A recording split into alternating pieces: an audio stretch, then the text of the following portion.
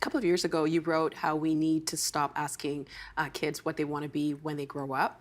What did you mean by that? And I know that that question is usually asked with the best intention, but the reality is most of the jobs that a child would see today or answer that question with probably won't exist by the time they are in a working age, or they'll be radically transformed. So instead of kind of setting people up, and it's not for failure, but for the idea that your identity is attached to the job that you do, when we know the future of work is going to be very different, we should be encouraging kids to think more broadly about the problems that they want to solve, because those are more likely to exist than a specific occupation.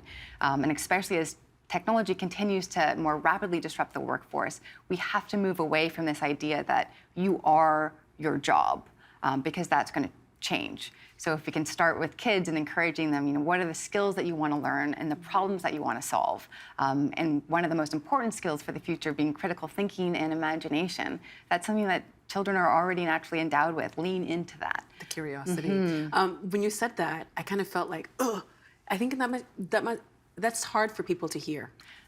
It is, but 15 years ago, the role of a social media manager analyst didn't exist. Now, if a company doesn't have one, you're probably not going to make it.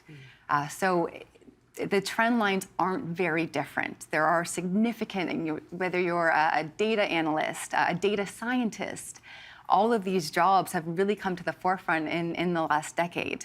And so that's still going to continue going forward. But I think the future always seems a lot more shocking from the present, and especially when we analyze it through the frameworks of the present.